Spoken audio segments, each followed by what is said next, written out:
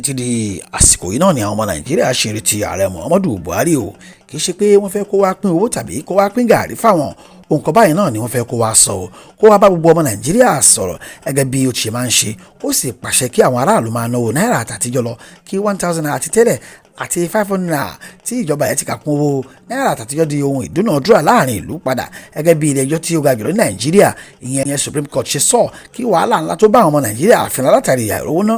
àìrímọ̀ nílògbà ó lè kásẹ̀ nílẹ̀ pátápátá tẹ́ ò bá gbàgbé àwọn gómìnà ìpínlẹ̀ mẹ́ta kan Kaduna Kogi àti Zamfara níbi tí ẹgbẹ́ òṣèlú APC ń ṣe àkóso ìlú ni wọ́n ti fìbínú gba ilé ẹjọ́ lọ nígbà kan o wọ́n láwọn fẹ́ bá ìjọba àpapọ̀ ṣẹjọ́ wọ́n ní ìgbésẹ̀ tó ní kí CBN gbé kí àwọn ọmọ Nàìjíríà ó máa náwó 200 naira 500 naira àti 1000 àti tẹ́lẹ̀ mọ́ kó dohun àfàró nítorí ìnira ńlá ni ó ń kó bá àwọn ọmọ orílẹ̀-èdè yìí kí ilé ẹjọ́ tí ó ga jùlọ Supreme Court sáré fagilé òfin burúkú tí ìjọba Buhari gbé wá yìí kí ara lè dẹ tẹrú tọmọ ní tòdodo níṣe ní ilé ẹjọ́ tó ga jùlọ ìbẹ̀rẹ̀ ìgbésẹ̀ lójú ẹsẹ̀ ohun tó sì sọ ní ìbẹ̀rẹ̀ ẹjọ́ yìí ni pé àfàró kí àwọn èèyàn sì máa náwó tuntun àti ti àtijọ́ lọ títí òun yóò fi gbé ìdájọ́ òun lébi tí yóò gbà rọ kálukú lọ́rùn lórílẹ̀‐èdè yìí tí ètò ìdúnàdúrà pẹ̀lú náírà kò ní mú jọ̀gọ̀dì kankan lọ́wọ́ mọ́ o tí ariwo kò sí káàṣì kò sí náírà yóò sì kásẹ̀ nílẹ̀ pátápátá ilé ẹjọ́ tó ga jùlọ sọ tiẹ̀ ni o ṣe ni Buhari ẹni tí ààrẹ orílẹ̀‐èdè gba orí tẹlifíṣàn lọ ní kùtù òwúrọ̀ ọjọ́ tọ́sídẹ̀ẹ́ kan báyìí ìyẹn lọ́jọ́ 16 oṣù kejì ọdún yìí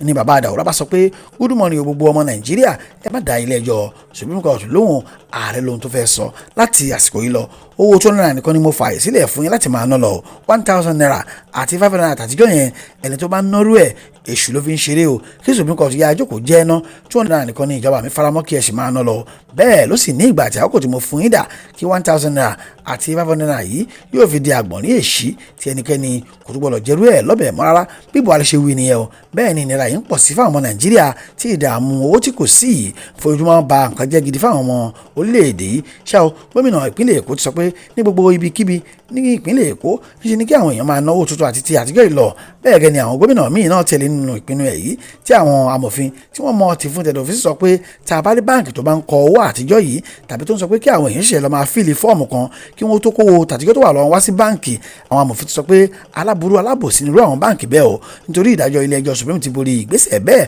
kò nílò kí àwọn ṣẹ̀ṣẹ̀ máa lọ sórí ẹ̀rọ alátagbà láti lọ fíìlì fọ́ọ̀mù kankan mọ́ kí wọ́n tó kó owó tàtijọ́ tí ó wà lọ́wọ́ wá sí báǹkì ju gbogbo ẹ̀ lọ wọ́n ti ní tí Buhari bá kọ̀ tí kò sọ̀rọ̀ tí ìnira yìí ń pọ̀ sí i ṣe ni kí àwọn ọmọ Nàìjíríà ó mọ́kọ̀ kíkálukú rojú ìgbà díẹ̀ ló kù síjọba yóò fi kángára ẹ̀ lọ pátápátá ìyẹn lọ́jọ́ 29 oṣù karùn-ún ọdún yìí nígbà tí aṣíwájú Bọ́lá Ahmed Tinubu àkànbí ọmọ olódùdẹ yóò gba àkóso orílẹ̀-èdè yìí níbi tí yóò ti bẹ̀rẹ̀ iṣẹ́ ìtẹ̀síwájú tó fẹ́ ṣe ní Nàìjíríà pẹ̀lú àkọ́tún ìrètí tuntun gẹ́gẹ́ bí